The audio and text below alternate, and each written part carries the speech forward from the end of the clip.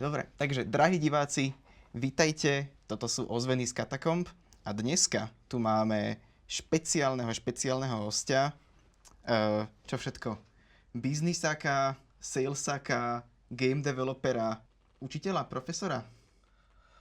Budúceho profesora. Hlavně digitálního designéra. Digitálního designéra. Bych řekl. A Zdravím Pavla všechny. Nováka. Zdravím. Kebyže všetky svoje vedomosti proste máte skondenzovať do pár viet, kebyže po vás jedna jediná vec má ostať, čo teraz by ste povedali človeku, kto sa chce ísť učiť game design? Já to říkám vždycky, když se mě někdo ptá, jakoby, koho hledáme, tak my hledáme nadšence pro to médium, někoho, koho ty hry baví, protože si myslím, že jako bez té radosti a bez té chuti hry dělat to jenom pro jako vizi, jako vydělání peněz, tak to nefunguje úplně. Takže určitě hledáme někoho, kdo vizuálně cítí. My se zaměřujeme na herní art. To nás baví, cokoliv vizuálního, vytváření herních světů, 3D postav, interakcí, animací, cokoliv vizuálního. Takže někoho, kdo tohle to cítí, koho to baví a kdo má rád to médium. Znamená to, že ten človek by mal ako keby vedieť presne, že keby, že nemá nič, nemá jedlo, pitie, robí pod mostom, tak proste, že aby cítil, teda trošku to preženiem, že aby cítil game designom. Jo, jsou takový, třeba u Setině jeden stan v lese a tam je jeden chudák game dev, co to streamuje, prostě, že dělá hry z lesa, ze stanu. A je to možný, není to potřeba, jo, nemusíme u toho umírat, ale mě to kdysi řekl Jakub Dvorský, což je jako ředitel Amanity, člověk, který udělal právě Samorost nebo Machinarium, že ty hry jsou, taky nemůže dělat jako každý, stejně jako rocková hvězda nebo jako kapelu živit se jako hudbou taky nemůže každý. Je to trošku náročnější, než si třeba jako někteří lidi myslí. Takže nie je také presne, že OK, stiahnem si Unreal Engine a idem robiť hry. Může to tak začít. My jako primárně jako ti lidi, kteří nás zajímají, jsou ti, kteří rádi kreslí, mají nějaké výtvarné cítění, ale zároveň se nebojí těch technologií. Že bez toho to prostě nejde, bez toho, že umím otevřít engine, něco si tam pospojovat, naskriptovat rychle. A naši studenti všichni se vždycky jako strašně bojí programování a za 2 měsíce už dělají svoje jako prototypy a jsou schopni jako rozběhat ty svoje vize. Takže v dnešní době ještě díky AIčku to všechno jako jde. Takže hlavně se nebát. No a takže ten ideálny game developer, designer by mal mať vášeň, mal by milovať ten akože že designerský aspekt, mal by to byť trošku aj business alebo salesák, niekto, kto tomuto rozumie? To je určitě dobrá otázka. Svět je plný úžasných věcí, o kterých nikdo neví. A to vždycky říkám jako studentům, dejte si na to pozor, že ten marketing je jenom to nejdůležitější. A my v dnešní době máme přehršel všeho a trošku bojujeme v tom entertainmentu, je to stejný u seriálů, u filmu, že člověk pořád má jenom 24 hodin. A těch věcí, co bojuje o tu pozornost toho člověka, je spousty. A když jste třeba menší tým, jako jsme my, jako když jste třeba indie a nemáte ty milionové dolarové budgety, tak musíte se snažit přijít s nějakým jako vlastním nápadem, jak ten marketing trošku jako kreativněji pojmout. Takže určitě je dobrý vědět, jak to industry funguje. To třeba, co děláme s našima studentama, je, že hned, až něco vytvoří, tak je vezmeme na nějaký veletrh a trošku to nacítí, zjistí, co jsou skauti, co jsou publisheri, jak fungují investoři, jak tyhle věci se dělají. A je tam spousta věcí, na které člověk musí myslet už jenom třeba od toho, který den, v kolik hodin tu svoji hru vydá. No, protože se vám může stát, že zároveň s vaší středověkou hrou vyjde Kingdom Come 2 a pak si v ní nikdo asi moc nebude chtít zahrát. A nebo ne, jo. Principiálně se to vždycky snažíme dělat takovou tou formou sněhové koule. kdy vy začnete ten marketing třeba řešit půl roku před vydáním, víte, už máte hru hotovou, skoro v nějakém golden statusu a teď si dáte nějaký termín a máte půl roku zvednout tu vlnu a nabalit na sebe co nejvíc třeba influencerů, PR a všeho možného a pak prostě s velkou slávou prostě tu hru vypustit a snažit se v ten moment, kdy ta hra jde ven, aby měla co největší zájem těch lidí. Takže je tam spoustu věcí, záleží na jaké platformě třeba vycházíte a to se taky snažíme ty naše studenty učit. Třeba tam teď v jednom semestru řešili právě nějaký kreativní jakoby marketing, ale je to spíš okrajová věc. Takže my vlastně fakt řešíme všechno kolem toho artu. Do toho programování moc nejdem, to necháváme tady na fakultě aplikované informatiky, ale snažíme se taky spolupracovat.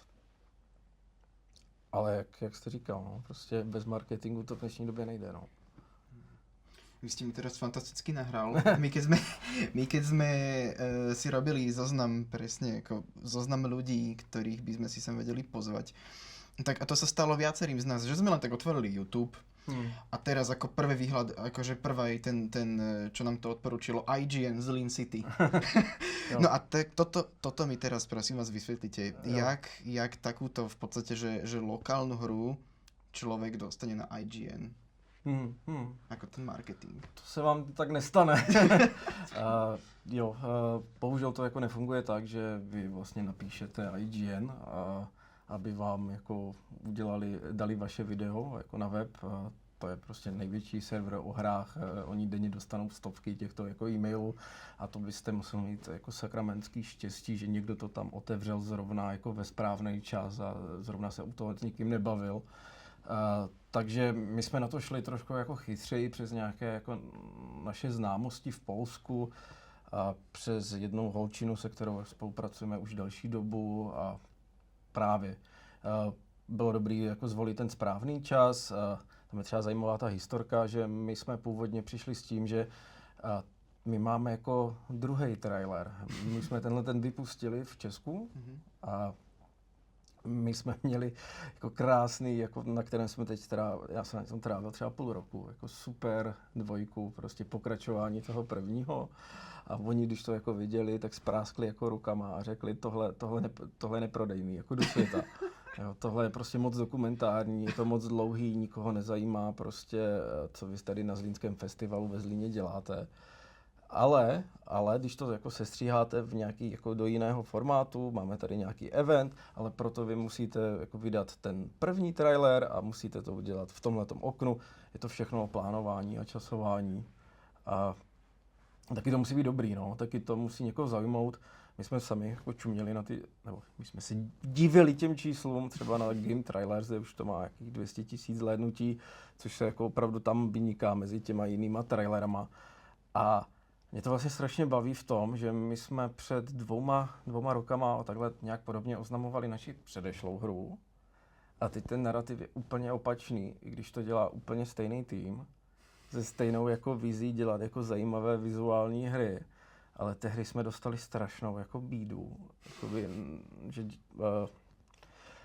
že používáme prostě asety z Asset Storeu, to byla naše grafika, ale my už jsme tak populární, že už si to všichni jako spojujou prostě s asetama, že děláme jako crafting survival, který nikoho jako nezajímá. A my jsme se teď docela dobře trefili do nějaké jako doby, kdy to AIčko má teď jako takovou zvláštní jako polohu a vlastně se nám jako hezky hraje s tím narrativem, my to chceme dělat jako ručně, my to chceme dělat nedokonale, my to chceme prostě tam vidět ten otisk té lidské ruky a to nám funguje jako skvěle. Ale postupně jsme taky na to jako přicházeli, vlastně ten nápad s těma miniaturama tam byl od začátku, ale dlouho jsme tam hledali vlastně, čem by ta hra jako měla být, co je vlastně ten gro, co ji jako prodá v tom světě, protože jako jsme narazili na to, že třeba Zlín je sice cool, pro nás, my ho milujeme, je úžasný, ale pro lidi třeba ze státu je to jako kdybychom dělali hru o Chomutově. No, já to se nechci Chomutova nějak jako dotknout. Jo, takže pro to zahraniční jsme třeba zvolili trošku jako jiný narrativ. Jsou to jako miniatury, člověk staví diorama, jsou tam hodně vláčky, jo. Pro Zlíňáky jsou tam hodně domečky, ale je to vlastně obojí, jo. Takže to je vlastně jako nějaký, jak SimCity, nějaký tycoon hra, kde si stavěte to vlastné městečko, je tam aj nějaká ta herná ekonomika, jak to funguje? Jo, já vždycky říkám lidem, když se s nima bavím, že je to mix mezi Sims, SimCity a Tiny Glade. Teď jsem ještě objevil Towns to Cities, to mi teď na veletrhu ukazovali kolegové, tak to je hodně podobné. Vlastně my jsme chtěli udělat jako relaxační hru, kterou si zapnete prostě večer a žádná ekonomika vás jako nedrtí, protože víme, že ta naše cílovka nejsou lidi, kteří jako každý den hrajou prostě strategie a počítačové hry. Jsou to spíš lidi, které zajímá ten projekt a třeba my míříme hodně na modeláře, na lidi, co staví si vlaková dioramata, co si malují Warhammer figurky, prostě to je jako obří, jako spousta lidí. A vlastně pro ně to se snažíme udělat co nejpřístupnější. Je tam nějaký příběh, je tam nějaký způsob, nějaká mikroekonomika, ale není to nějak, jako, že byste mohli jako dopadnout špatně. Jako v té naší hře, což v SimCity se vám stane jako velice jednoduše. Toto v SimCity se asi nedá urobiť tornádo. To je... No, my máme už jako nápady na něco podobného. Vlastně my si teď hodně hrajeme s tím fyzickým prostorem. A to taky vzniklo testováním. Testování strašně pro nás důležité, herní designéry. My jsme tu hru trošku ukázali na tom Zlínském filmovém festivalu. Ale jsme narazili na to, že lidi vůbec jako nechápou, nevidí v tom ty miniatury. I když prostě ta hra vzniká, vlastně to je důležité říct, tím způsobem, že my nejdřív všechno jako vyrobíme fyzicky, pomocí jako modelařiny, 3D tisku a všech těch jako různých postupů a pak to skenujeme a dáváme zpátky do počítače. A pro nás je to naprosto jako zajímavé, unikátní, jiné, prostě pracujeme hodně i třeba s animací, s tím, že animujeme věci ve 12 snímkách za vteřinu, jak se dřív animovaly loutkové filmy, inspirujeme se třeba Karlem Zemanem a zlínskýma jakoby ateliérama. Ale ti lidi to tam neviděli, protože jsme to měli jako v takové bílé ploše, to stavění. Takže teď jsme tam jako nově velice jako rychle přidali nějakou půdu, nějakou zem, rozházeli jsme všude kolem krabice, spreje a různé třeba štěce a najednou to každému jako se cvakává. A jako, že stačí taková jako jednoduchá prostě změna. A my si s tím teď, jako abych se dostal k tomu tornádu, hrajeme tak, že třeba by tam přišla kočka prostě a rozhodila vám ty domečky, ale to úplně jako nechceme dělat, takže jo, dá se s tím jako vymyslet jako neskutečně jako zajímavých, jako hezkých, cozy věcí, což my se jako snažíme. Sú tam nejaké tie momenty, kde ste si pri tom akože developmente povedali, že ja už to nikdy v živote nechcem vidieť, preboha. Jo, ty fuck upy prostě. Jasně, to my máme každý den a lidi z kanclu už poznají, jakoby, že já přicházím a já odcházím z kanclu, protože vždycky je to jako provázeno mým povzdechem a řevem, prostě, kdy si člověk musí jako fakt jako zařvat. Je to těžký, ale nás jako naplňuje, že něco vzniká, něco nového, něco jako kreativního. A pamatuju si dobu, kdy jsme třeba chystali ten Zlínský festival, že jsem každé ráno se probouzel nějakou zprávou od Honzy Veselského, kterého znáte prostě, a já to tady nemůžu jako říkat. A asi největší jako fuck up na tom Zlínském festivalu bylo to, že my jsme se rozhodli, jsme úplně blbci, blázni prostě, že uděláme v tom našem měřítku, my musíme držet to měřítko, které jsme si na začátku nějak jako určili, aby ty domečky vypadaly pěkně. A domečky vypadají pěkně, kolo je trošku malé, panáči jsou taky trošku malý, ale 21 je už hodně velká. A my jsme si řekli, že postavíme 21, čím jsme asi udělali největší rezinový tisk na světě, která teď jako momentálně váží přes 100 kg. A my jsme ji na ní dělali rok.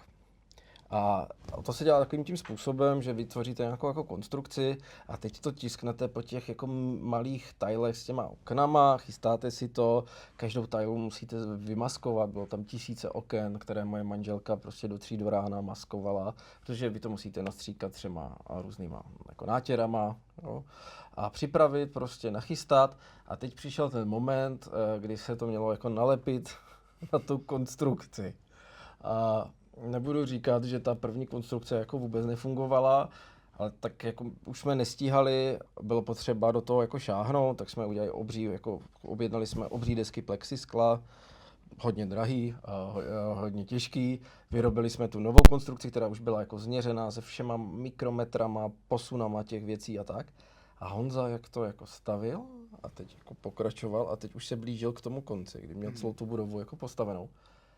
A mu tam najednou přebýval centimetr 11 mm prostě fuka. Prostě, i když všechno bylo spočítané naprosto správně, tak jsme zjistili, že za ten rok ten materiál má nějakou roztažnost. A v tom velkém měřítku prostě se každá ta věc struží linku o nějakým půl mikrometru něčeho prostě zcvrkla. A nám to prostě nakonec, prostě týden před Zlínským festivalem nevyšlo, jo. Takže v ten moment chodily tyhle ty SMSky a přišlo nějaké kreativní řešení, které si možná někdo všimne, když se bude dívat jako pořádně, ale prostě tohle jsou ty momenty, kdy my řešíme něco, co bychom jako řešit teoreticky nikdy nemuseli, kdyby jsme to nedělali jakoby fyzicky. Ale prostě ta 21 v tom kanclu zase jako vypadá docela dobře. Je to hezký, no. A trošku jako moc, no. Takže jsme si řekli, že už nebudeme tyhle věci jako vyrábět. Teď se držíme u těch jako půldomkách a vilách a menších věcech, no. Wow, OK. Takže ale vy aj tu 21 ste naskenovali do hry?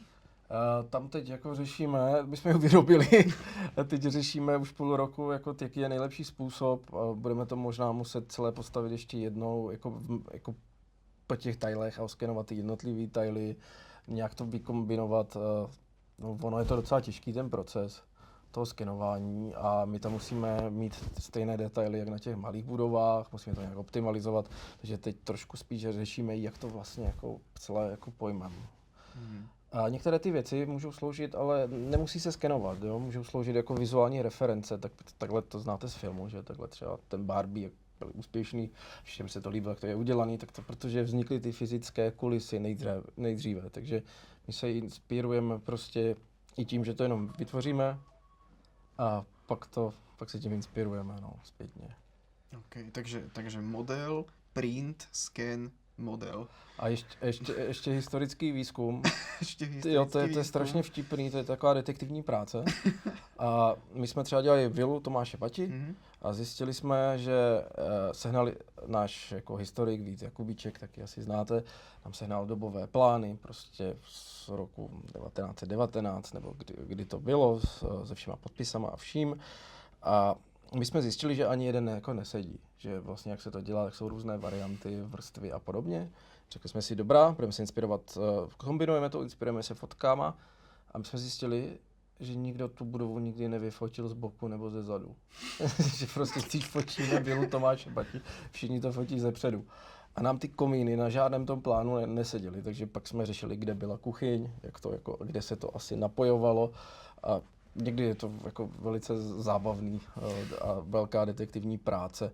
On taky žádný půldomek ve Zlíně není stejný, což jsem si třeba jako zjistil velice rychle, protože firma Bati hodně s tím experimentovala, když ty domy stavěla, snažila se každý nějak optimalizovat, takže každý někde něco udělal jinak, zase sepsalo se to a najít ten jako klasický půldomek, ten původní půldomek jako vlastně nejde, protože žádný není jako ten jako jedinečný. No.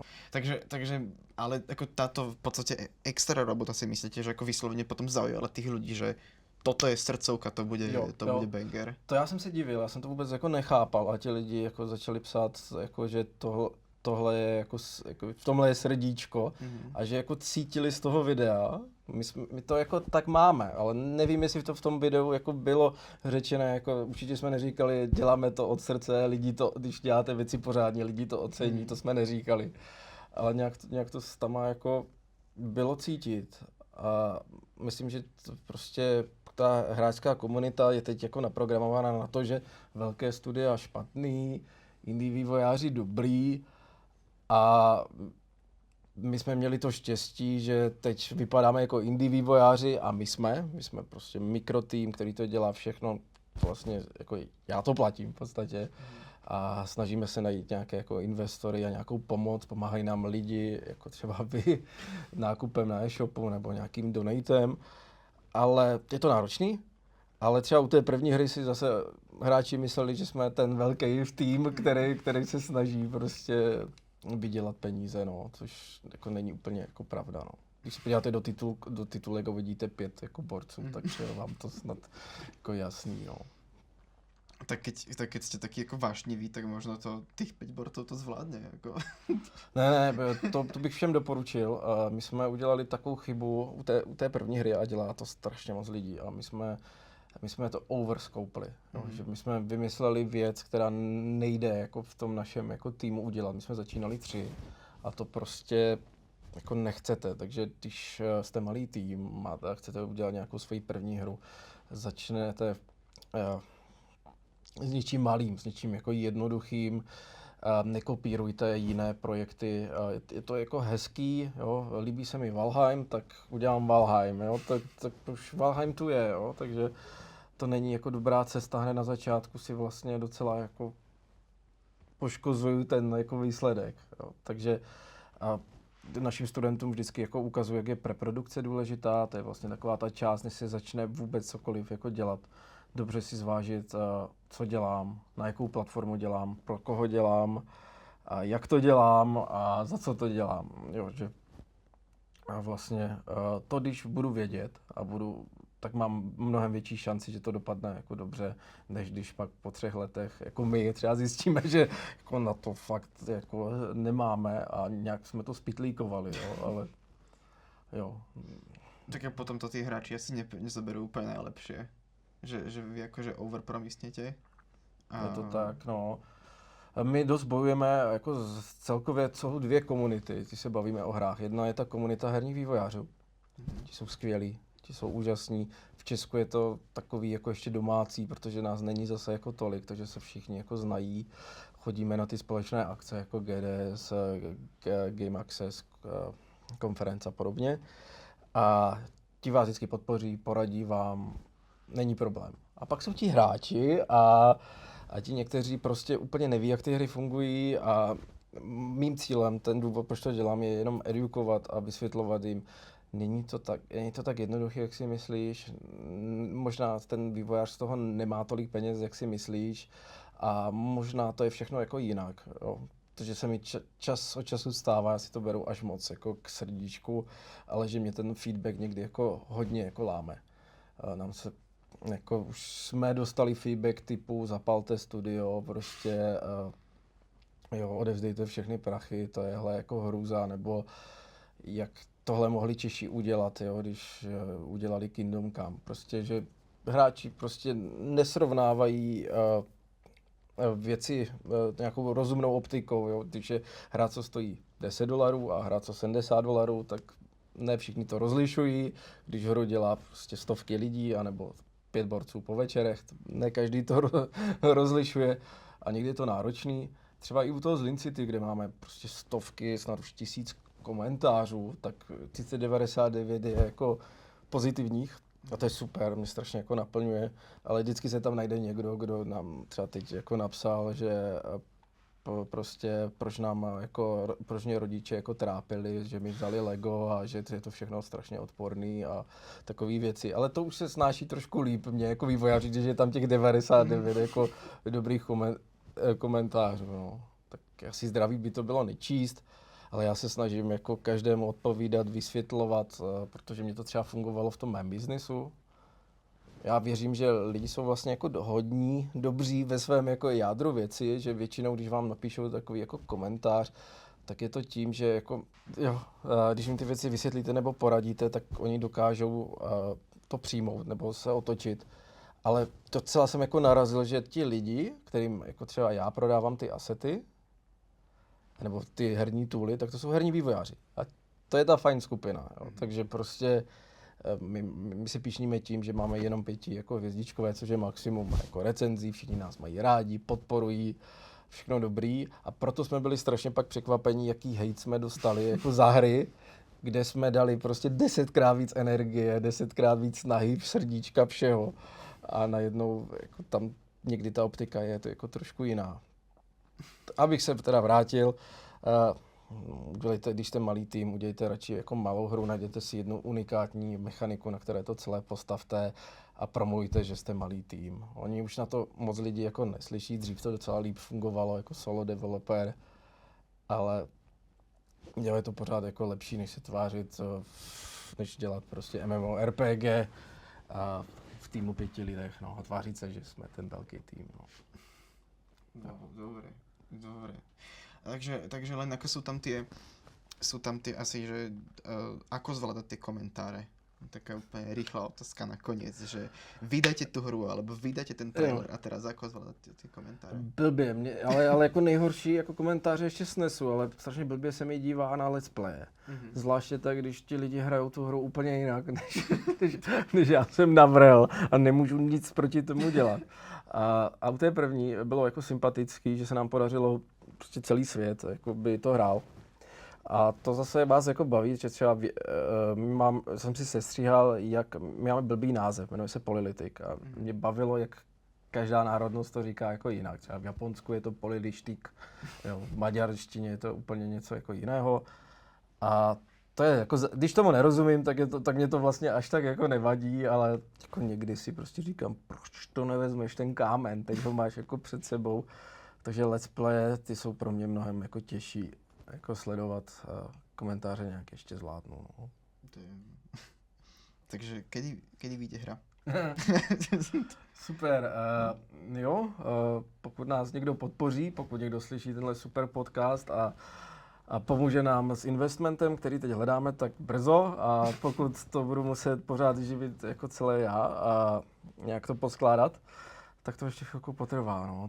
Teď se bavíme s nějakýma jako subjektama, hledáme nějaké jako způsoby, jak zaplatit vlastně ty lidi, co my potřebujeme k tomu, aby ta věc jako vznikla v nějaký jako rozumný časový rámec.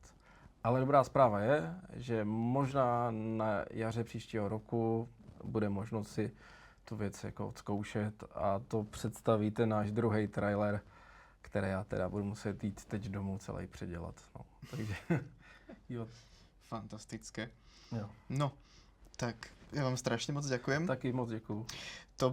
To bol herný dizajner a digitálny dizajner Pavel Novák. Ďakujeme. Děkuju.